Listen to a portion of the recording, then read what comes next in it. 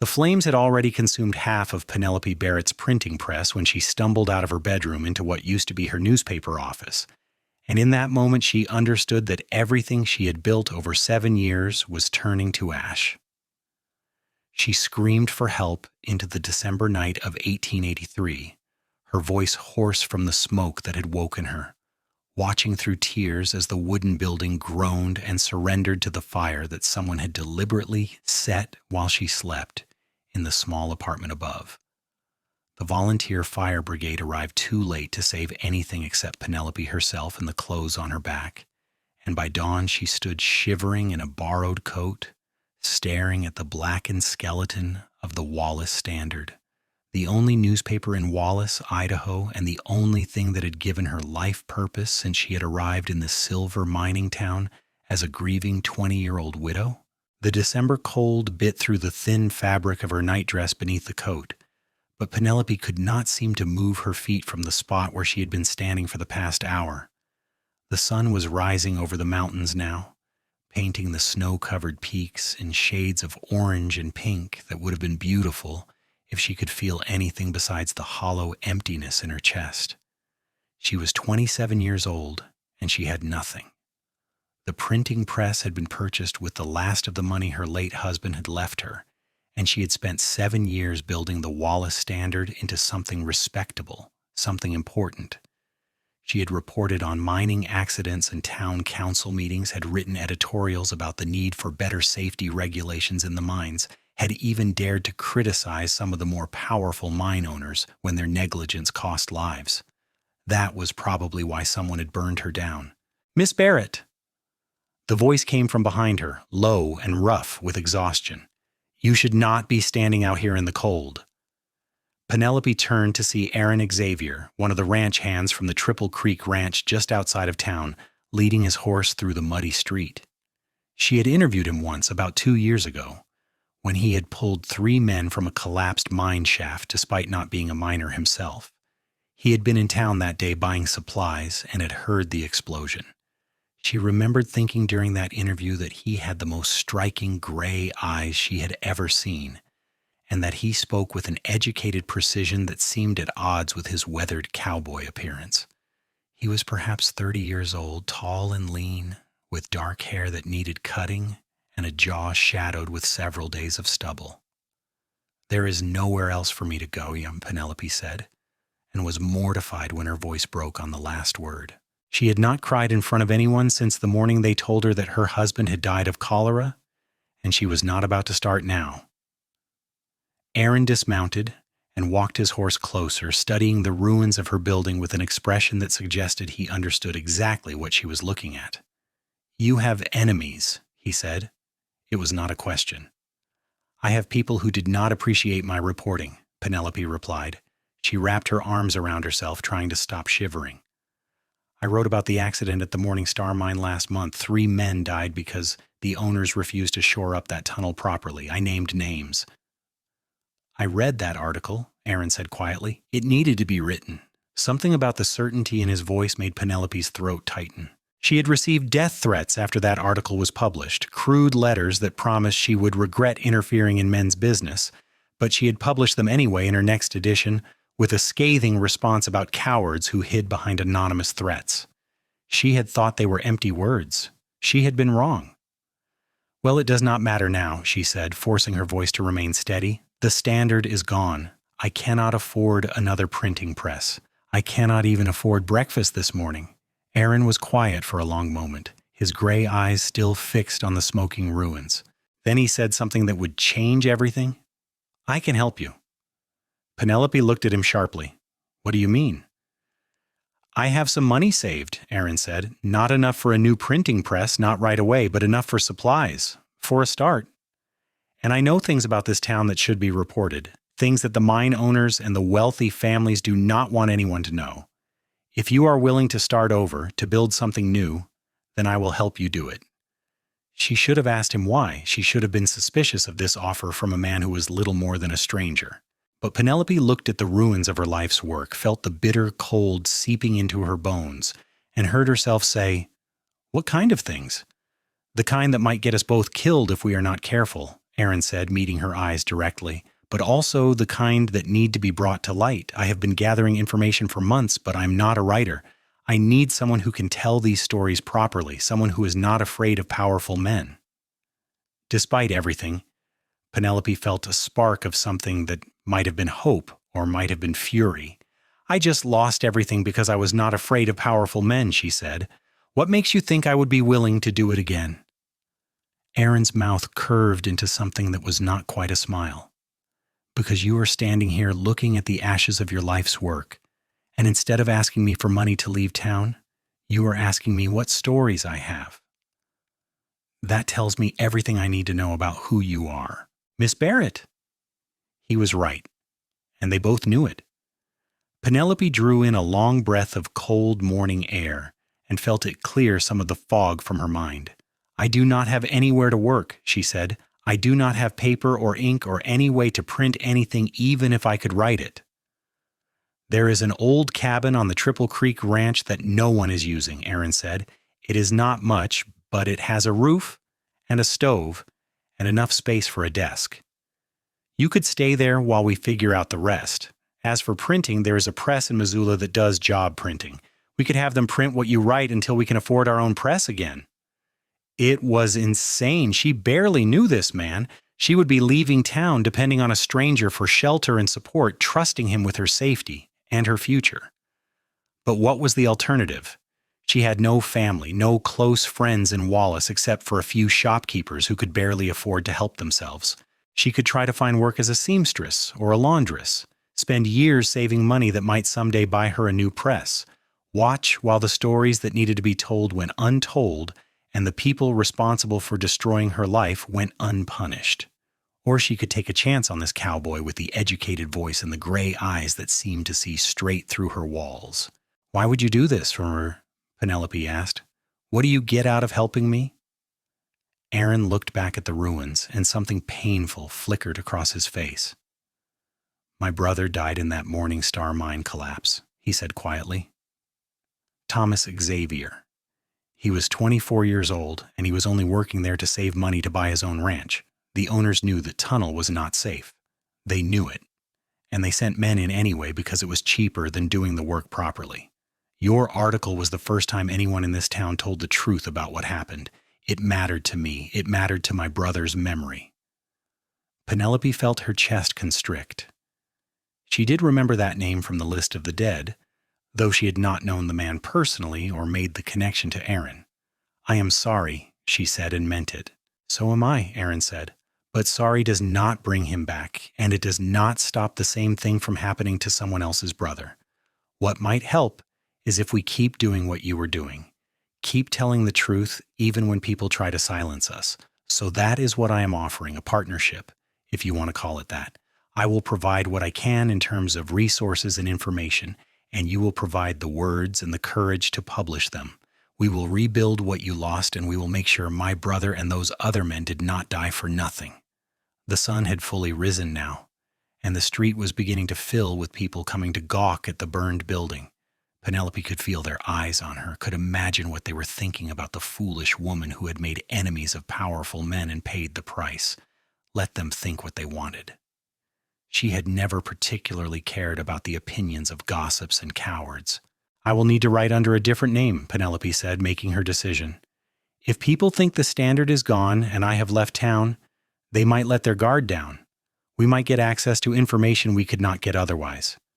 Aaron nodded slowly. That makes sense. What name will you use?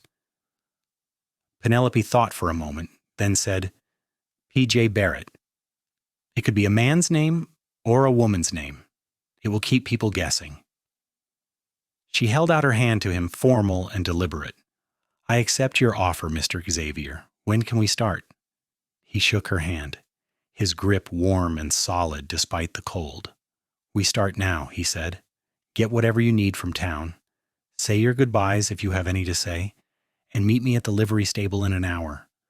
We will ride out to the ranch before too many people see us together. The fewer people who know where you are, the safer you will be.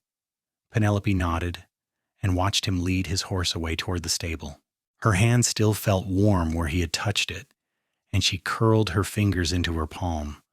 wondering what she had just agreed to. But there was no time for second thoughts now. She turned away from the ruins of the Wallace Standard and walked toward the general store, already making a mental list of what she would need to start over: paper and ink and pencils, practical clothes for living on a ranch, sturdy boots to replace the ones that had been destroyed in the fire. She would have to ask for credit, would have to explain what had happened, would have to endure the sympathy and the unspoken accusations that she had brought this on herself. The store owner, Mrs. Patterson, took one look at Penelope's soot-stained face and red eyes and immediately began pulling items from the shelves without waiting to be asked. "I heard what happened," she said briskly, folding a warm wool dress and adding it to the growing pile on the counter. "Terrible thing. You cannot stay in town, not after this. Do you have somewhere to go?" "I do," Penelope said, surprised by the woman's directness and grateful for it. "I will be staying with a friend outside of town for a while." Mrs. Patterson nodded as if this made perfect sense, though they both knew Penelope had no close friends in Wallace. "You will need warm things," she said, adding long underwear and thick stockings to the pile. "And practical things. How much can you pay?" "Nothing right now," Penelope admitted, "but I will pay you back as soon as I can. You have my word." The older woman waved this away. "Your word is good enough for me. That article you wrote about my nephew, when he was accused of theft by that mine foreman. You cleared his name when no one else would even listen to his side. I do not forget things like that." She wrapped everything in brown paper and tied it with string, then added a package of dried beef and a canteen. "You take care of yourself, Miss Barrett, and you keep writing the truth no matter who tries to stop you." Penelope felt tears prick her eyes again and blinked them back hard. "Thank you," she managed to say. "I will not forget this kindness." She left the store carrying her bundle and walked through town one last time, memorizing the muddy streets and false-fronted buildings that had been her home for 7 years. The Wallace Standard might be gone, but P.J. Barrett was just beginning. The thought steadied her as she made her way to the livery stable, where Aaron was waiting with his horse and a second mount, a gentle-looking mare with a white blaze on her face. "This is Clover," Aaron said, handing Penelope the reins. "She is steady and will not give you any trouble. Do you ride?" "I grew up on a farm in Ohio," Penelope said, adjusting the bundle so she could mount. "I can handle a horse." She proved it by swinging into the saddle with practiced ease, settling her skirts as comfortably as possible and taking up the reins. Aaron looked faintly impressed, though he did not say anything, just mounted his own horse and led the way out of town at a steady walk. They did not speak as they rode, and Penelope was grateful for the silence.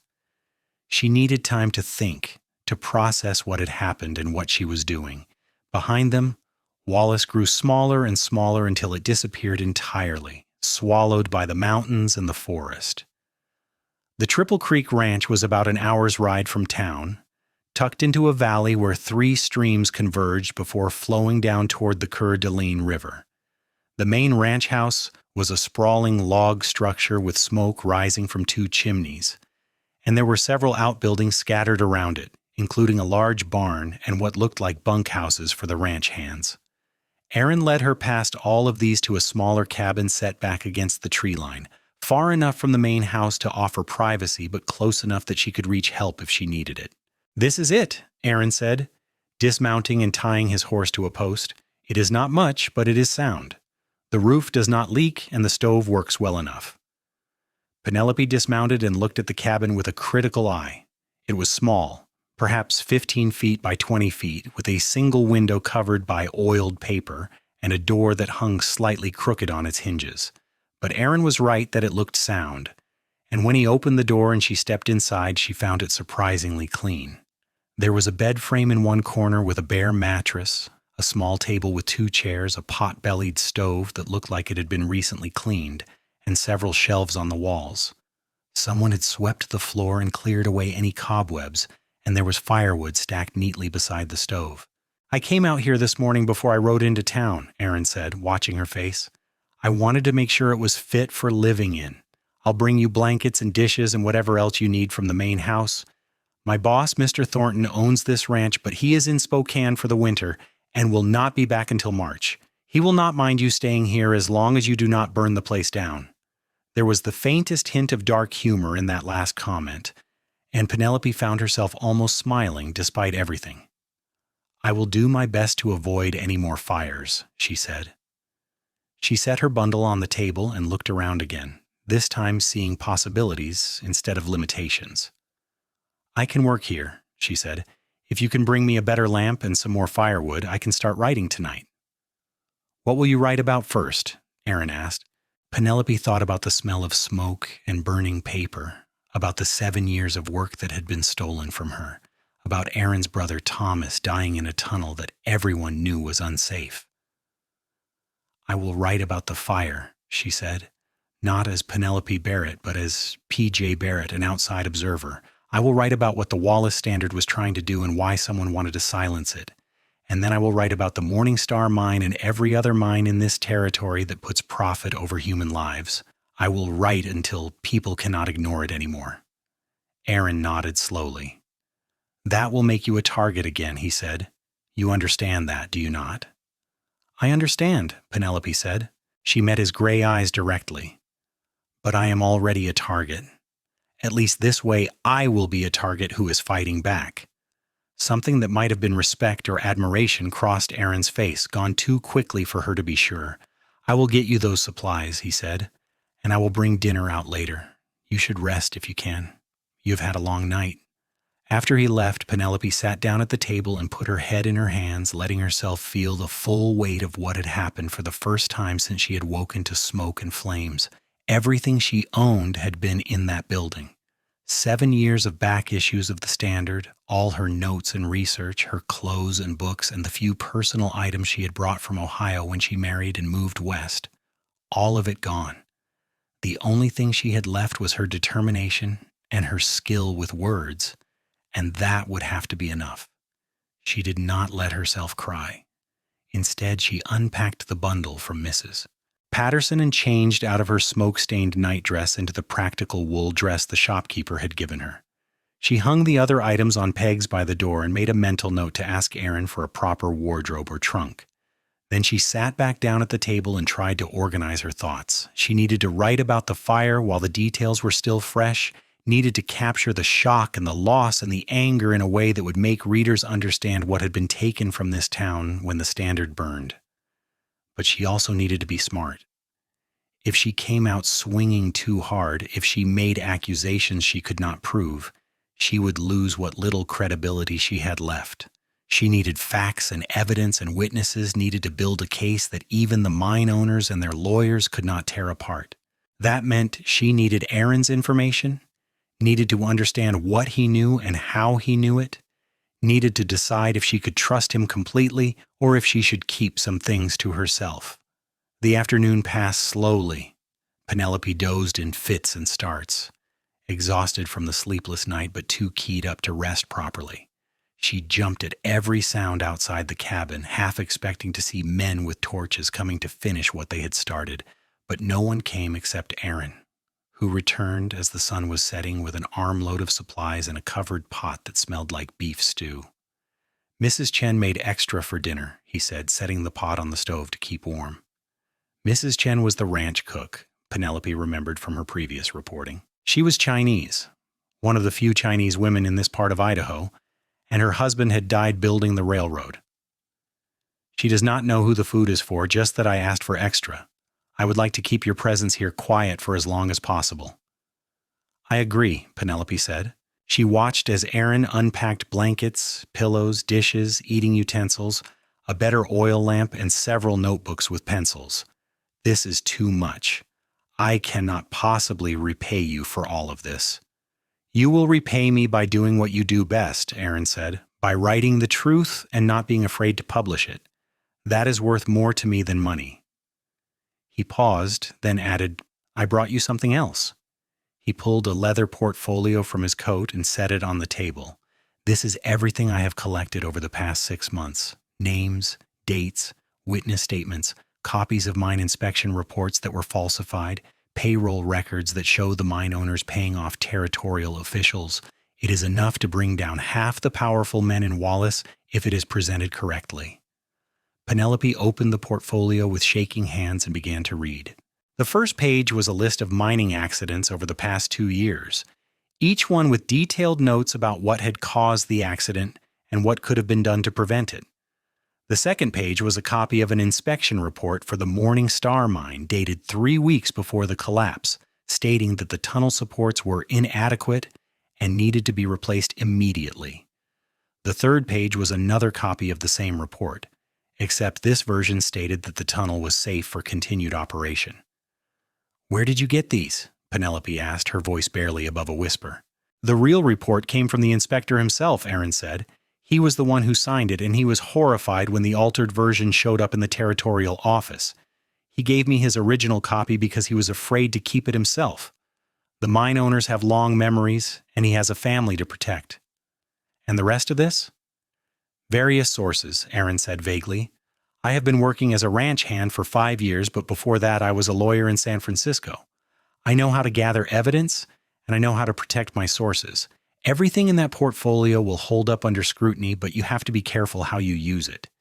If the mine owners figure out where the information came from, people will die."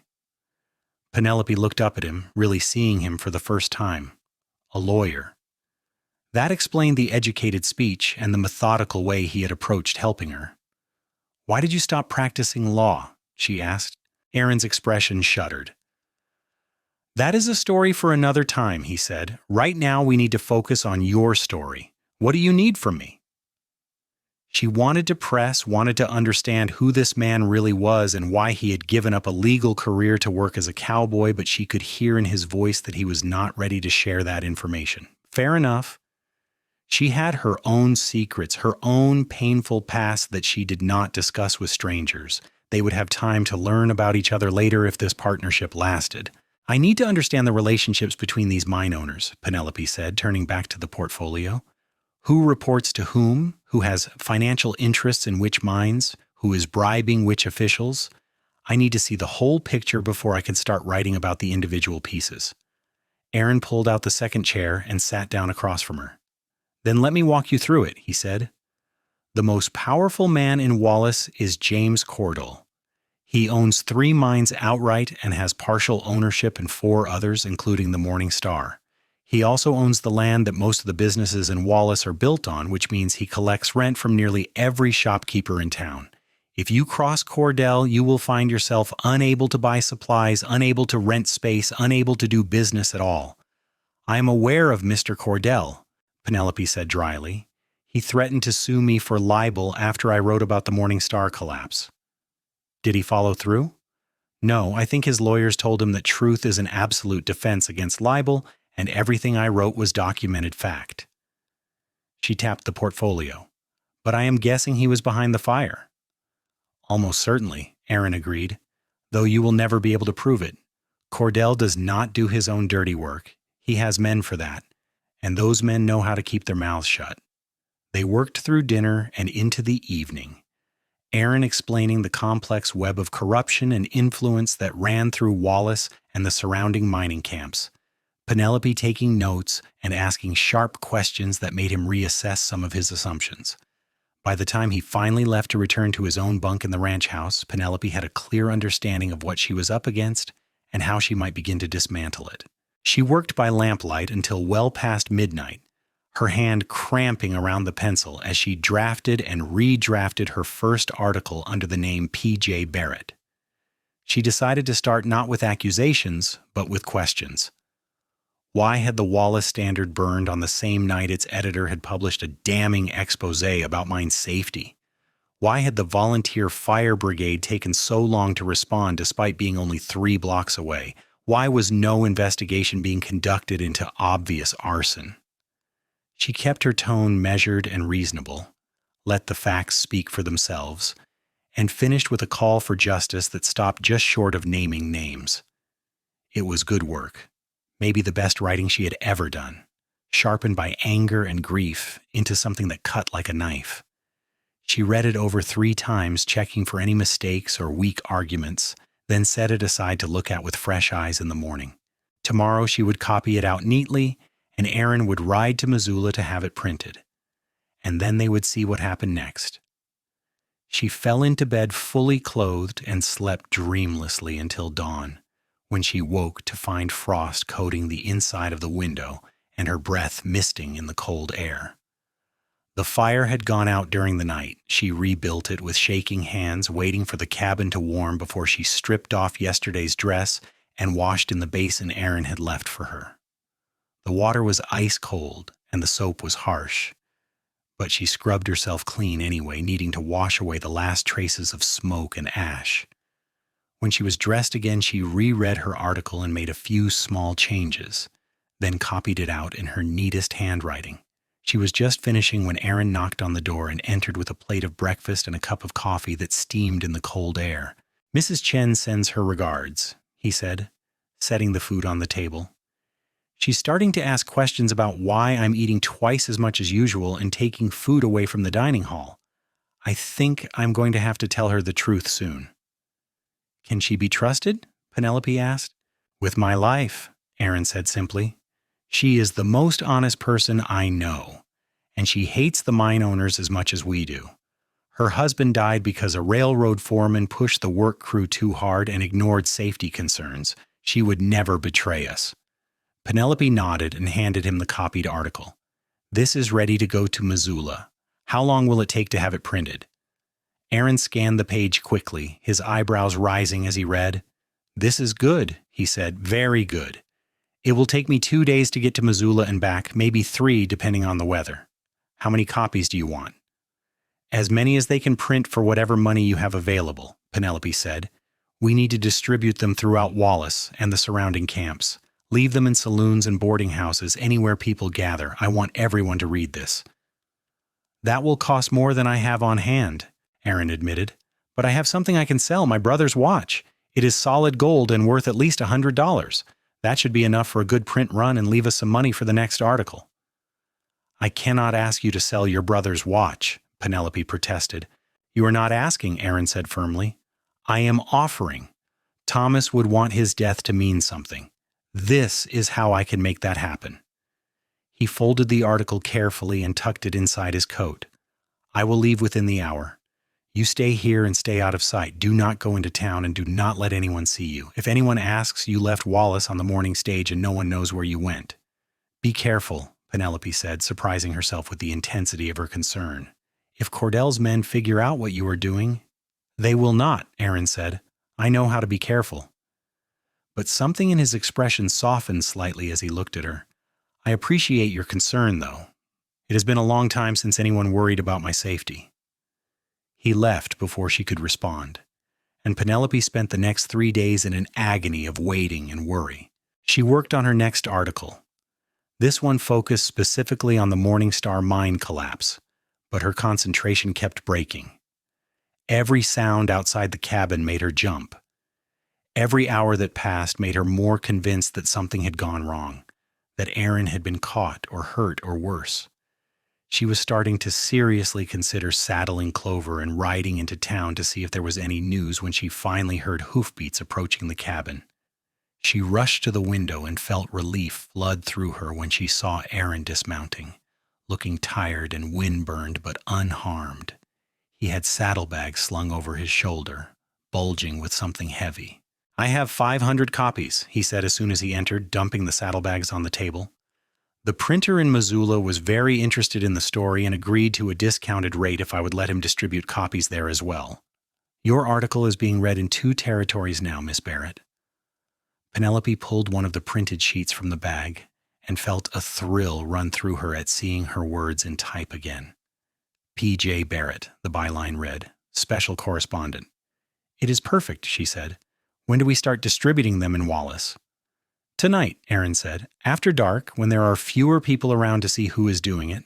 I will take half, and you take half. We will work quickly and quietly, and with luck, half the town will be reading this by morning." They spent the afternoon planning their route through Wallace, identifying the places where they could leave stacks of the article without being seen. When full dark had fallen, they saddled their horses and rode toward town, both of them tense and alert for any sign of trouble. Wallace at night was a different place than Wallace during the day, rowdier and more dangerous. with drunken miners stumbling between saloons and occasional gunshots echoing from the gambling halls. Penelope kept to the shadows, moving quickly from building to building, leaving stacks of the article in doorways and on windowsills, tucking them under the eaves of porches where they would be found in the morning. She saw Aaron doing the same on the other side of the street, a dark figure moving with practiced silence. They met back at the edge of town an hour later, both of them breathing hard from the tension and the exertion. "That is done," Aaron said. "Now we wait and see what happens." What happened was chaos. By noon the next day, the article was the talk of Wallace. Penelope and Aaron rode into town separately, both in disguise, to gauge the reaction. Penelope wore men's clothing borrowed from the ranch and a hat pulled low over her face, her hair tucked up out of sight. No one gave her a second glance as she walked through town, listening to miners and shopkeepers arguing about the article. Some people were angry, calling P.J. Barrett a troublemaker and a liar. But more people were thoughtful, pointing out that the questions the article raised were legitimate and deserved answers. Why had no one investigated the fire? Why was there no official inquiry into the Standard's destruction? And if what the article said about the Morning Star mine was true, why were the owners not being held accountable? Penelope even heard one miner say that he had been in the Standard's office 2 days before the fire, and Miss Barrett had shown him documents proving that the mine owners had falsified safety reports. "She was a good woman," the miner said. "Shame about what happened to her, but this P.J. Barrett fellow seems to be carrying on her work, and I say more power to him." She wanted to smile at being called a fellow, but the smile died when she saw James Cordell himself emerge from his office across the street. He was a big man, barrel-chested and florid-faced, dressed in an expensive suit that looked out of place in the muddy streets of Wallace. He was holding one of her articles in his hand, crumpling it with obvious fury as he spoke to two men who could only be hired muscle. Penelope moved closer, trying to hear what they were saying without being obvious about it. "Find out who is behind this and stop them," Cordell was saying. "I will not have some anonymous scribbler destroying everything I have built. Offer a reward for information, $100 to anyone who can tell us who P.J. Barrett is." Penelope's blood ran cold. $100 was more money than most miners made in 3 months. Someone would talk. Someone would remember seeing her or Aaron distributing the articles, would put the pieces together, would claim that reward money without a second thought about the consequences. She turned and walked away as quickly as she dared without attracting attention, heading for the livery stable where she had left Clover. She needed to get back to the ranch and warn Aaron that they had less time than they thought. But when she arrived at the stable, she found Aaron already there, waiting for her with his own horse saddled and ready to go. "You heard," he said quietly. "I heard. $100 reward. Someone will talk, Aaron. We need to be more careful." "We need to move faster," Aaron countered. "The longer we drag this out, the more chances they have to find us. We need to hit them hard and fast, publish everything we have before they can stop us." He held her gaze, and she could see the determination burning in his gray eyes. "I know it is risky, but we will not get another chance at this." Penelope thought about the 7 years she had spent building the Wallace Standard, the careful, gradual work of earning trust and credibility. That approach had gotten her building burned down. Maybe it was time to try something different. "All right," she said. "We do this your way. Fast and hard. But we do it smart too. We need to make sure every word we publish is bulletproof, because they will be looking for any excuse to discredit us or worse." They rode back to the ranch in silence, both of them already planning their next move. Over the following 2 weeks, they worked harder than Penelope had ever worked in her life. She wrote article after article, each one more damning than the last, exposing corruption and negligence and outright criminal behavior by the mine owners and their allies in the territorial government. Aaron rode to Missoula every 3 days with new copy, and every 3 days he returned with more printed articles that they distributed throughout Wallace and the surrounding mining camps. The response was explosive. Miners began organizing, demanding better safety conditions and fair wages. Several of the smaller mine owners, realizing which way the wind was blowing, actually implemented some of the reforms P.J. Barrett was calling for. The territorial governor announced an investigation into mining practices in the Wallace area, though whether that investigation would be legitimate or another whitewash remained to be seen. But the backlash was just as strong. James Cordell increased his reward to $250 for information about P.J. Barrett. There were reports of miners being fired for having copies of the articles, of shopkeepers being threatened with eviction for displaying them. And then, 3 weeks after Penelope had lost everything in the fire, one of their distributors was found beaten nearly to death in an alley, a clear message about what happened to people who helped P.J. Barrett. Penelope wanted to stop then, horrified that her work had led to someone being hurt. But Aaron convinced her that stopping was exactly what Cordell wanted, that the best way to honor the injured man was to keep going until the people responsible were held accountable. So she kept writing, though the joy had gone out of it now. This was not about justice anymore or even revenge. This was about survival, about making sure that she and Aaron were not destroyed the way the Standard had been destroyed. They were working on what would have been their 10th article when Mrs. Chen appeared at the cabin door, her usually serene face tight with worry. "You have to leave," she said without preamble. "Tonight." Cordell's men were at the ranch today asking questions about Aaron. They know he has been making trips to Missoula, and they know he has been spending time away from his regular duties. They are putting the pieces together. Aaron stood up so fast his chair fell over. "Did they see you coming here?" "No, I was careful. But they are watching the ranch now. If you try to leave in daylight, they will follow you." Mrs. Chen turned to Penelope, her dark eyes sharp with assessment. "You are the newspaper woman, the one who burned out." There was no point in denying it. "Yes," Penelope said. "'Tis good, Miss," Chen said fiercely. "Those men killed my husband, and they have killed too many others. You keep writing the truth about them, but you do it somewhere safe where they cannot find you." She pulled a small leather pouch from her apron and set it on the table. "This is everything I have saved. It is not much, but it will get you to Spokane, or maybe as far as Seattle if you are careful." "We cannot take your money," Aaron protested. "You can and you will," Mrs. Chen said in a tone that brooked no argument. "I have no children, no family. This work you are doing, it is the only thing that gives me hope that things might change. So you take the money and you keep working, and you do not waste time arguing with me." Penelope felt her throat tighten.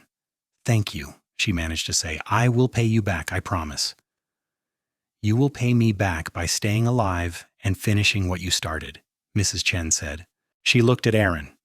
"There is a trail that goes north through the mountains, starts about a mile past the ranch boundary. It will be hard riding in the dark, but it will get you away from here without being seen. Follow it until you reach the Coeur d'Alene River, then head west toward Spokane. You should be able to catch a train there." They packed quickly, taking only what they could carry easily on horseback. Penelope felt a pang as she looked around the little cabin that had been her home for less than a month. She had thought they would have more time, thought they could slowly build something sustainable. But Cordell had moved faster than they expected, and now they were running for their lives instead of fighting back. "We are not giving up," Aaron said, as if he could read her thoughts. "We are just changing tactics. We will keep working, keep publishing, but we will do it from somewhere they cannot reach us." They left just after midnight, leading their horses quietly through the darkness until they were well away from the ranch. Then they mounted and followed Mrs. Chen's directions, trusting the horses to find their footing on the narrow mountain trail. It was dangerous riding, especially in the dark, but they had no choice. Behind them, Wallace was waking to the news that P.J. Barrett had vanished, and the hunt would begin in earnest.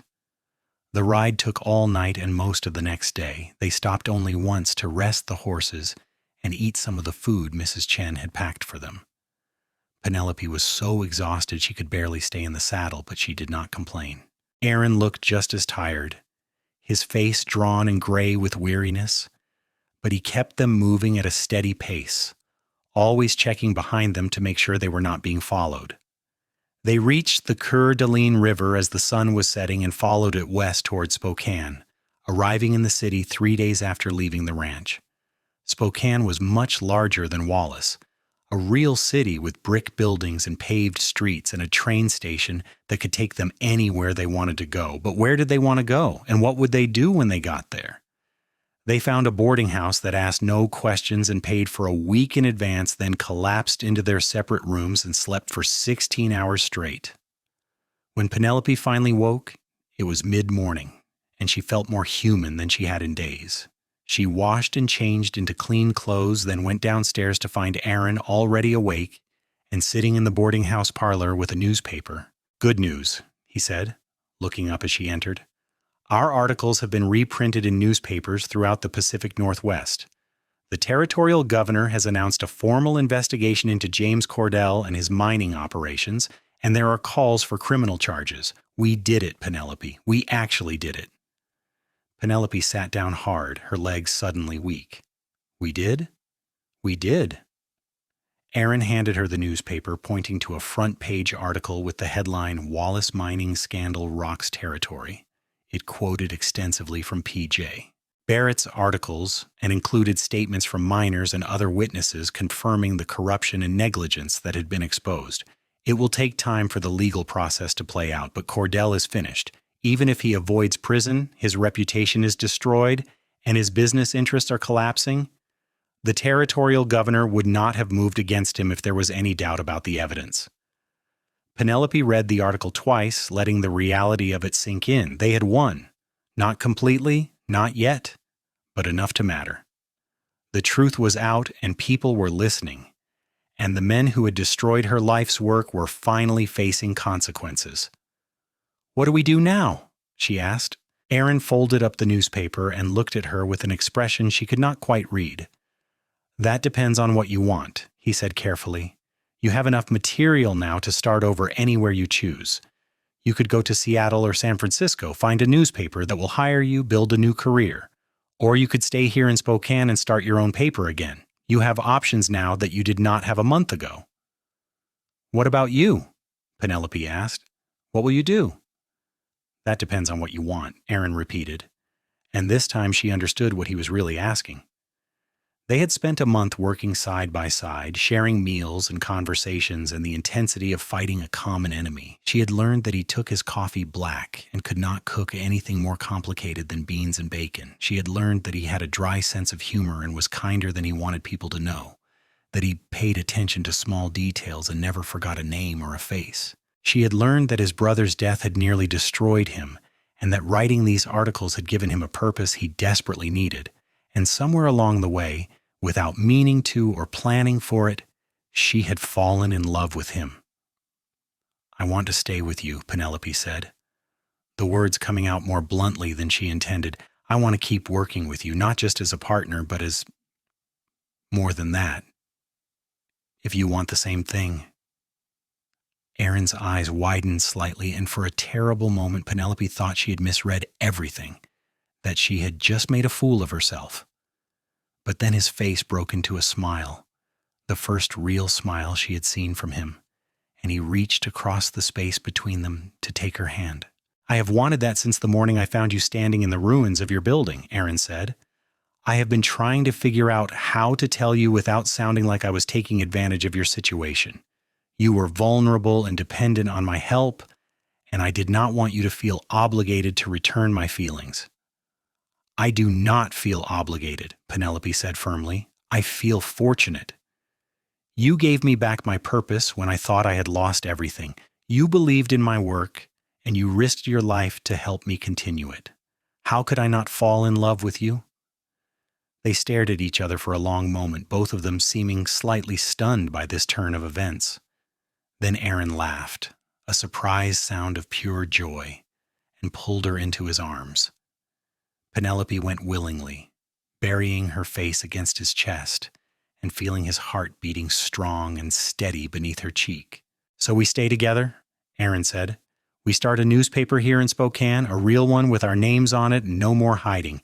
We write the truth, and we build something that lasts. And we see where this goes between us." "I would like that," Penelope said, "all of it." They were married 6 weeks later in a small ceremony at the Spokane courthouse, with Mrs. Chen as their witness.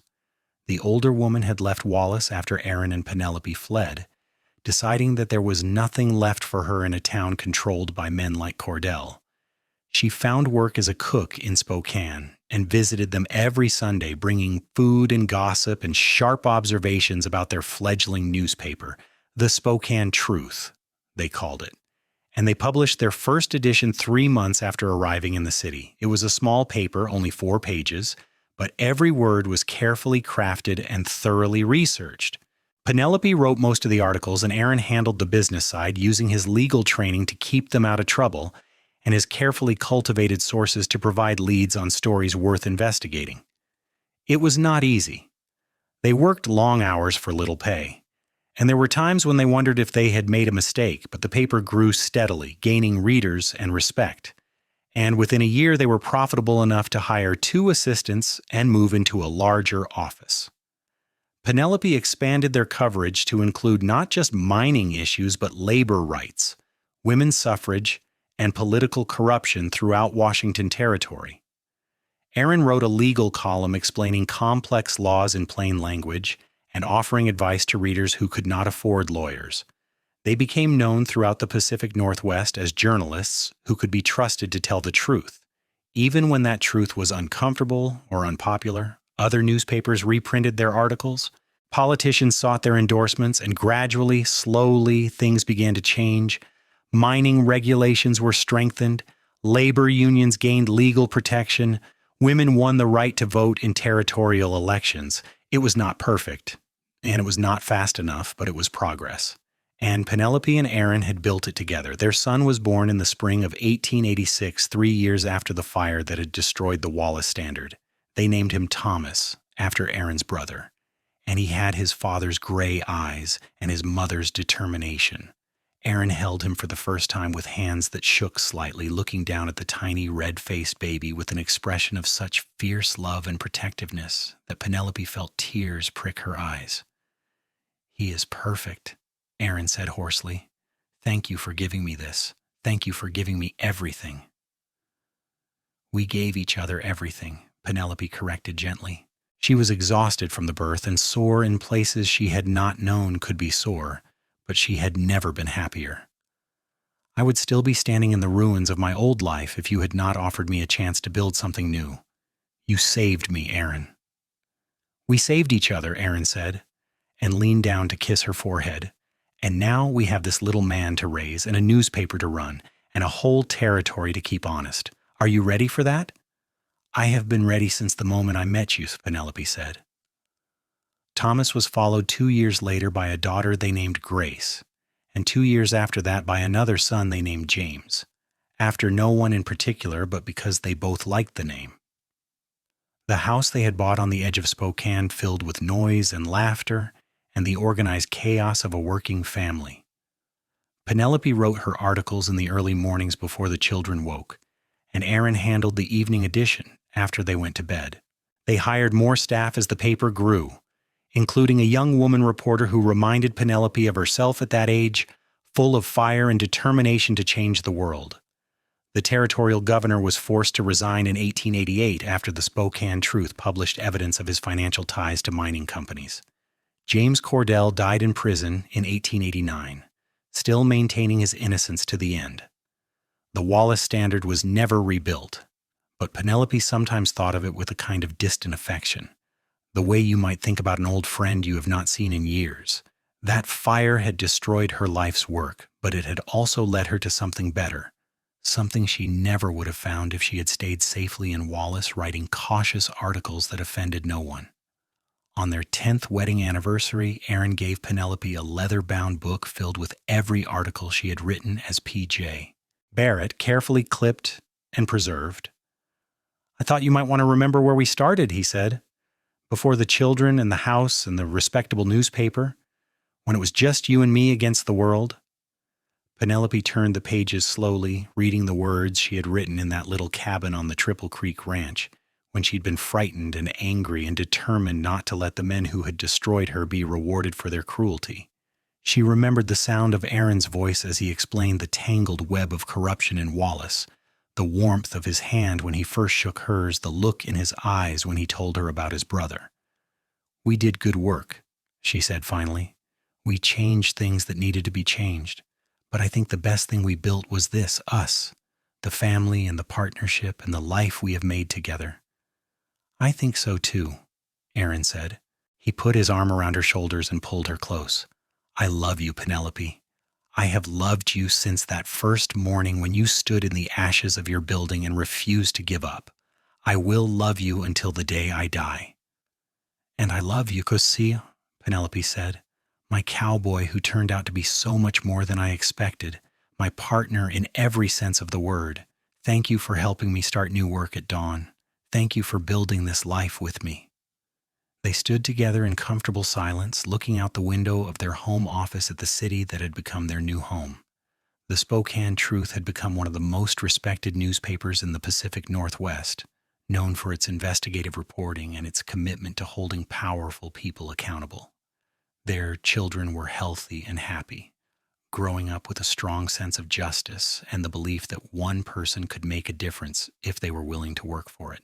It was not the life Penelope had imagined for herself when she first came west as a young bride, and it was certainly not the life she had expected when she watched her building burn to ashes. But it was a good life, built on truth and partnership, and a love that had grown from shared purpose into something deep and unshakable. Washington became a state in 1889, and the Spokane Truth published a special edition celebrating the occasion. Penelope wrote the lead article about the challenges and opportunities facing the new state, calling on its leaders to remember the workers and farmers and ordinary citizens who had built it. Aaron wrote about the legal changes statehood would bring and what they meant for residents' rights and protections. Their children learned to set, type, and run the printing press as soon as they were old enough, and Thomas announced at age 12 that he wanted to be a journalist like his mother when he grew up. Grace was more interested in the business side of the paper and spent hours with Aaron learning about contracts and negotiations and how to manage finances. Little James was still too young to have clear ambitions, but he liked to sit under Penelope's desk while she wrote, making up his own stories in a language only he understood. In 1892, 9 years after the fire that had changed everything, Penelope received a letter from Wallace. It was from the new owner of the Wallace Standard, which had been revived under new management after Cordell's empire collapsed. The owner wanted to know if Penelope would consider writing a guest column for them about her experiences starting the paper and what had happened in the years since the fire. She almost said no. Wallace held too many painful memories, and she had built a new life that did not require her to revisit the old one. But Aaron encouraged her to do it, pointing out that her story might inspire other women who were facing their own disasters and wondering if they could rebuild. So Penelope wrote the column, pouring all her memories and reflections into it. She wrote about the terror of waking to fire and smoke, about the despair of losing everything she had worked for, about the unexpected kindness of a cowboy who had offered her a chance to start over. She wrote about the danger and the fear and the exhilaration of fighting powerful men who thought they were untouchable. She wrote about falling in love while fighting side by side, about building a family and a newspaper and a life that mattered. And she ended with this: I would not wish that fire on anyone. The loss was real, and the pain was deep, and there were many times I wondered if I would survive it. But I learned that sometimes the worst thing that can happen to you opens the door to something better than you ever imagined.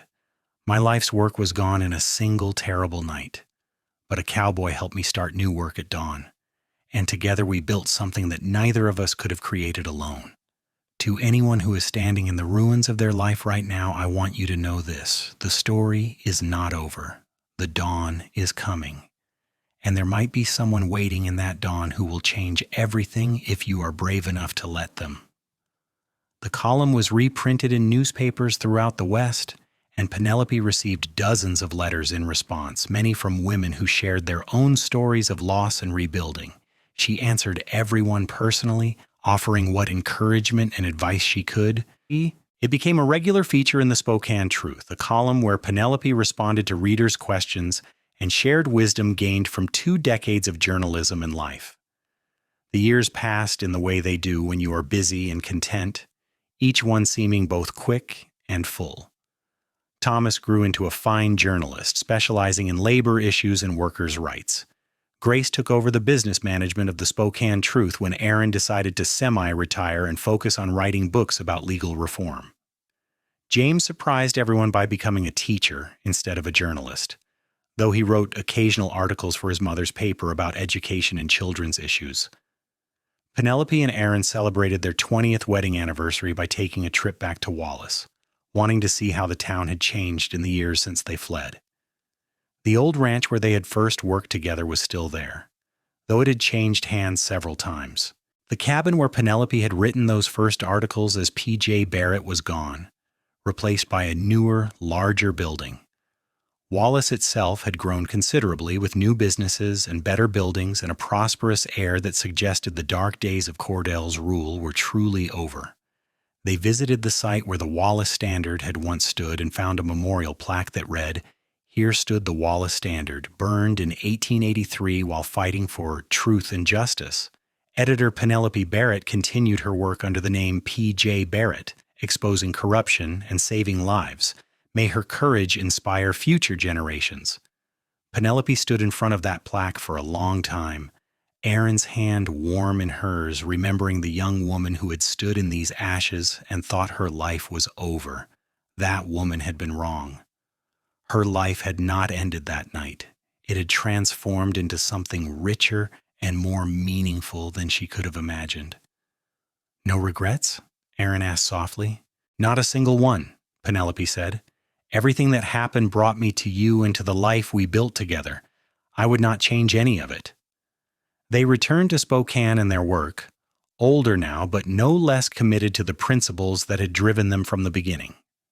The Spokane Truth continued to grow and evolve, adapting to new technologies and new challenges but never abandoning its core mission of speaking truth to power.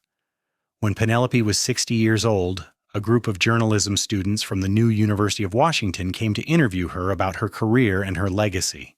She welcomed them into the home office where so much of her best work had been written, now lined with shelves full of bound volumes of the Spokane Truth and awards the paper had won over the years. The students were young and earnest, full of questions about how she had managed to succeed in a profession dominated by men, how she had found the courage to take on powerful adversaries, how she had balanced work and family. Penelope answered honestly, sharing both the triumphs and the struggles, the moments of exhilaration, and the times she had wanted to give up. One young woman asked the question that seemed to matter most to all of them. "What would you tell someone who wants to follow in your footsteps but does not know if they have what it takes?" Penelope thought about this carefully before answering. "I would tell them that courage is not something you have or do not have," she said finally.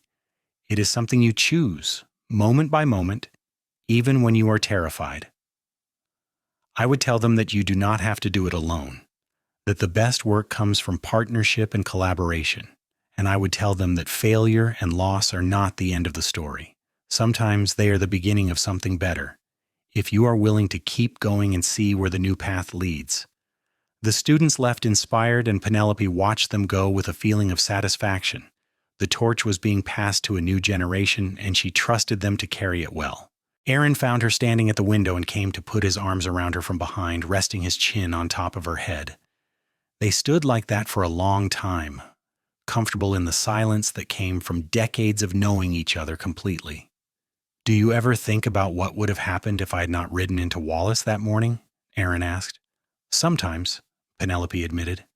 "I think I would have survived somehow. Found work somewhere, maybe saved enough to start over eventually. But it would have been a much lonelier path, and I would not have had you or our children or this life we built together. So I am grateful every day that you did ride into Wallace that morning, and that you were brave enough to offer help to a woman you barely knew." "I am grateful you were brave enough to accept it," Aaron said, "and brave enough to love me despite all my rough edges." "Your rough edges are my favorite parts," Penelope said, turning in his arms to face him. His hair was more silver than dark now, and there were lines around his eyes and mouth, but she thought he was more handsome at 62 than he had been at 30. "You are still my cowboy who helped me start new work at dawn. You will always be that person to me." "And you are still the fierce journalist who refused to be silenced," Aaron said. "The woman who stood in the ashes of her life and chose to fight instead of surrender. I love you, Penelope, today and always."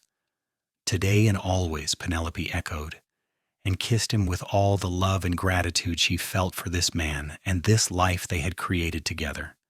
The Spokane Truth continued to publish for another 15 years under their leadership, finally passing to Thomas when Penelope and Aaron decided it was time to truly retire. They spent their final years traveling, visiting their children and grandchildren, and writing occasional articles about topics that interested them. Penelope worked on a memoir about her years in journalism, though she was never quite satisfied with it, and it remained unfinished at her death. Aaron died first, peacefully in his sleep at age 78, and Penelope followed him 6 months later, unable or unwilling to face a world without her partner in it. They were buried side by side in a Spokane cemetery under a simple headstone that read, "Aaron Xavier and Penelope Barrett Xavier, partners in life, love, and truth." The Spokane Truth published a special memorial edition celebrating their lives and their contributions to journalism and to the Pacific Northwest. Thomas wrote the lead article, his words full of love and respect for the parents who had taught him what it meant to live with integrity and purpose. The paper continued under family ownership for another 3 generations, always maintaining the principles that Aaron and Penelope had established. But the real legacy was not the newspaper or the awards or the changes they had helped bring about in mining safety and labor rights.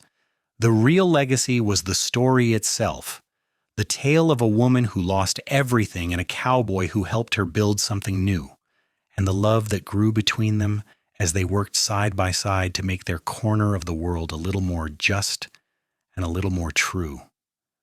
That story was told and retold, inspiring countless others to find courage in their own dark moments, to accept help when it was offered, to take chances on unexpected partnerships, and to believe that dawn always comes, no matter how long and terrible the night.